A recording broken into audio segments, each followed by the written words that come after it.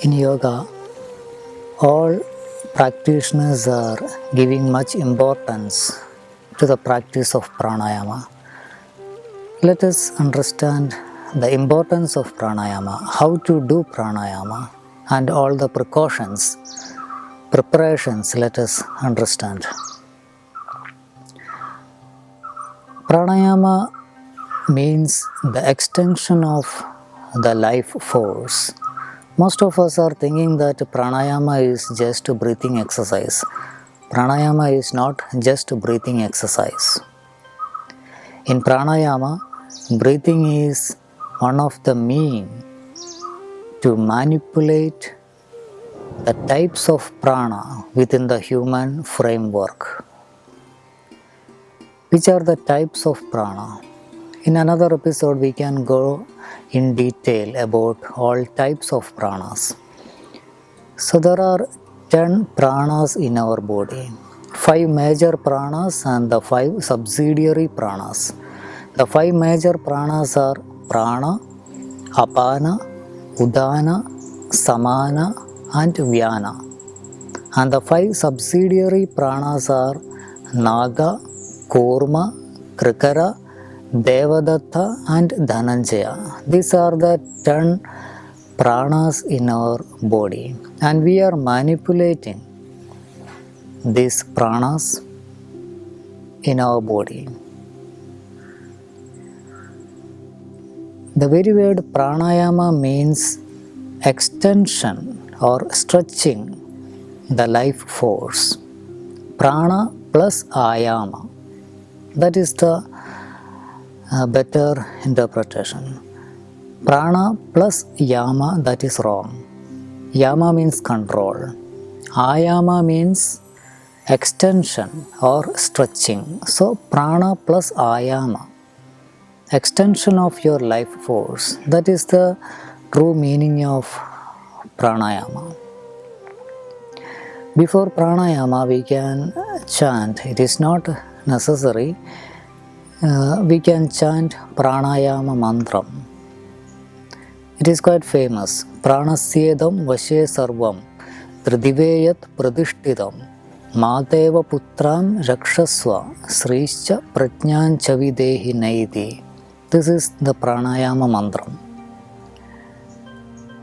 All this is in the control of prana, as also that which is in the third heaven under the control of prana. Protect us like a mother, give us prosperity and knowledge and wisdom. This is the meaning of this prayer.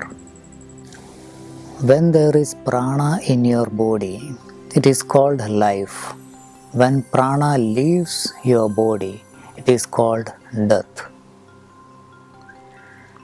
So, one of the very famous yoga textbook called Hatha Yoga Pradipika, written by Yogi Swatma Rama. In that book, he mentioned a slogan: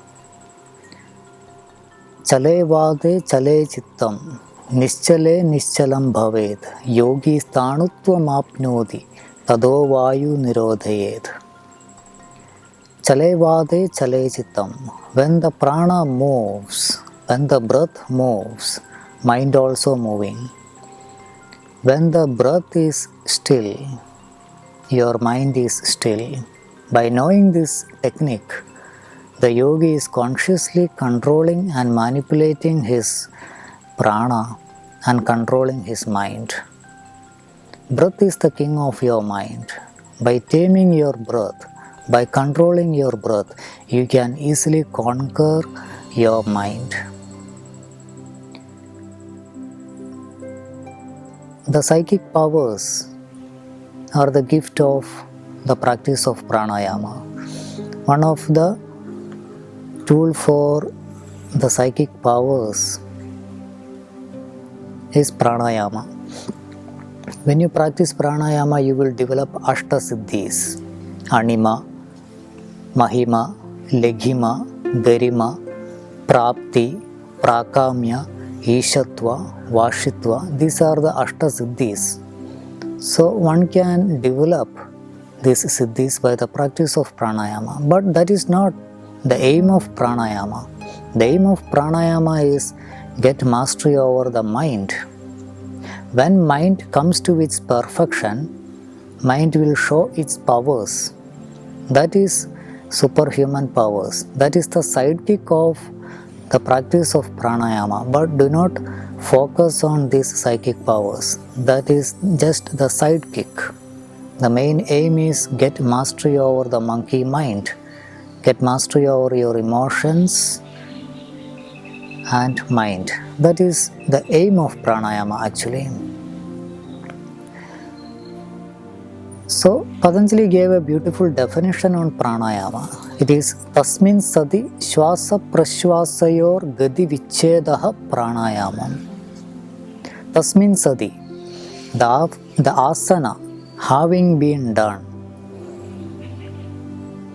the complete cessation of the inhalation and exhalation is called pranayama. Pranayama one should practice after asanas. You cannot practice pranayama before asana. So that is one of the precaution when you do pranayama. It should be after the asana. So blocking the flow of inhalation and exhalation is called pranayama. So if you are practicing pranayama properly, you are integrating the pranic flow in your body, and the pranic flow will be very smooth through the Sushupna Nadi, one of the major Nadi in your body. There are three Nadis, Ida, Pingala and Sushupna. When the prana moves through the Sushupna, the Kundalini awakening is happening. One of the major tools for the Kundalini awakening is pranayama, Bhairava pranayama, Surya Bhedanam, Chandra Bhedana. These are the three major pranayamas for the Kundalini awakening. You have to cleanse your Ida Nadi by the practice of Chandra Bhedana pranayama. You have to purify your Pingala Nadi by the practice of Surya Bhedana pranayama. By the practice of pranayama, by the practice of bandhas, you can open the psychic knots which is in your Sushupna Nadi. Rudra Grandhi, Vishnu Grandhi, Brahma Grandhi, three psychic knots are there. So you are unblocking the knots. Then the pranic flow through the nadis is very smooth.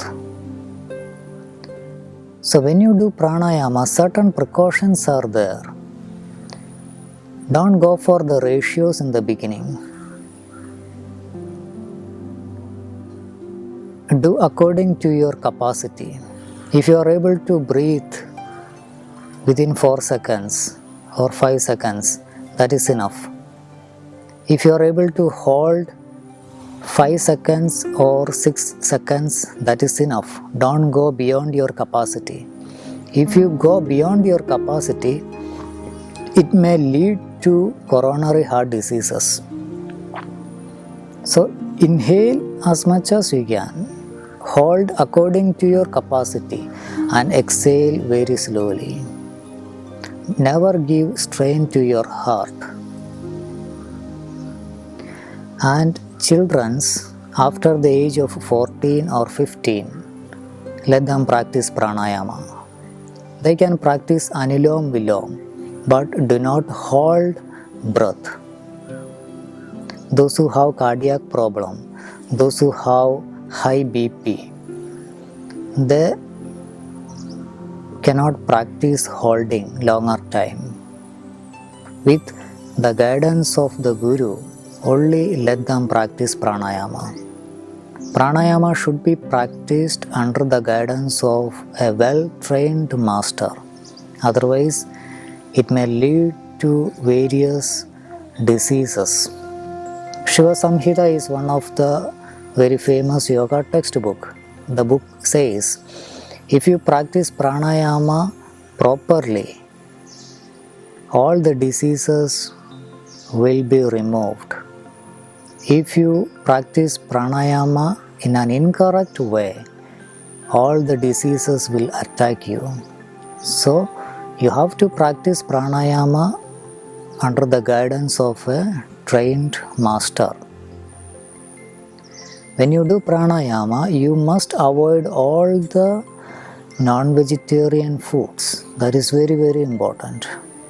If you are eating non-vegetarian food, the nadis are getting impure. So if you are eating non-vegetarian food, it is better not to practice pranayama. Chastity in your words, thoughts and in your deeds, very important. Proper diet is very, very important. Proper sleep, proper rest, very, very important. These are the precautions before practicing pranayama. And there are 5 modes of breathing in pranayama. One is Rechaka, Puraka, Andar Kumbhaga, Bahir Kumbhaga and Kevala Kumbhaga. Puraka means inhalation. Rechaka means exhalation. Andar Kumbhaga means holding the breath inside. You are inhaling and holding the breath inside. Bahir Kumbhaga, holding the breath outside. You are exhaling.